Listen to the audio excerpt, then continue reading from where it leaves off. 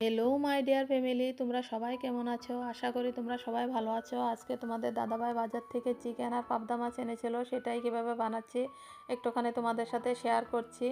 পাশে থেকেও আর অল্প বিরিয়ানিও বানাবো।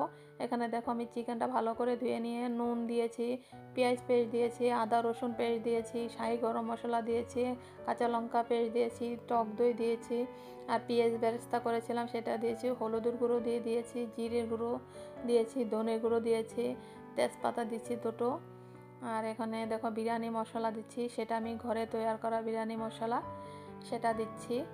আর এখানে দেখো গোলমরিচের গুঁড়ো দিয়েছি, আর অল্প কাশ্মীরি লঙ্কার গুঁড়ো দেব।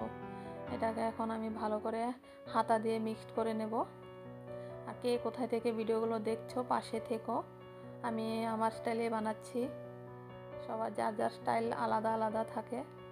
এখানে দেখো আমি এখন তেল দিব, তেলটা অল্প অল্প করে পড়ছে। এখন ঢাকনাটা খুলে দিয়েছি, একটু বেশি করে পড়বে, জলদি হয়ে যাবে। এখানে দেখো হাত দিয়ে ভালো করে আমি চিকেনটাকে ম্যারিনেট করব। ম্যারিনেট করে 1 ঘন্টার মতন রেস্টে রেখে দেব। 1 ঘন্টার পর ফিরে আসছি।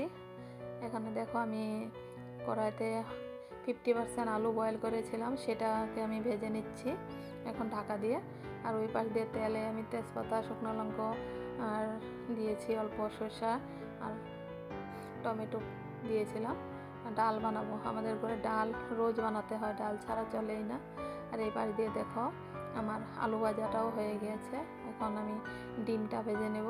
আর ওইদিকে ডালে আমি অল্প ধনে পাতা কুচি ছিল সেটা দিয়ে দিয়েছি। দেখো আমার ডিম ভাজাটা হয়ে গেছে। এখন কড়াইতে আমি তেজপাতা, শুকনো লঙ্কা, এলাচ, দারচিনি আর লং দিয়ে দিয়েছি অল্প, দিয়ে পেঁয়াজ দিয়ে দিয়েছি অল্প, যেহেতু পেঁয়াজ বেরেস্তা দিব তো আছে ওইটাতে। এখন দেখো ওই পাশ দিয়ে আমি পাবদা মাছগুলো ভেজে নিচ্ছি ডেকে ডেকে, ভীষণ ফুটে, ভয় লাগে তার জন্য। এখানে দেখো আমি টমেটো দিয়ে দিয়েছি পেঁয়াজটাতে, আর পাবদা মাছগুলো হয়ে গেছে। অল্প অল্প ভাজবো, বেশি ভাজবো না, সেটা আমি কাজু বাদাম দিয়ে বানাবো। আর এখানে দেখো আমি চিকেনটা ভালো করে দিয়ে এখন কষিয়ে নিচ্ছি, ঢাকা দিয়ে দেবো। আর ওইদিকে পাবদা মাছগুলো হয়ে গিয়েছে। এখন তেলে আমি তেজপাতা দিব আর জিরে দেব, গোটা জিরে দিয়ে এখানে আমি একটা মশলা করেছিলাম, জিরা, ধনে আর কাঁচা লঙ্কা পেস্ট দিয়েছিলাম, সেটা দিয়ে দিয়েছি।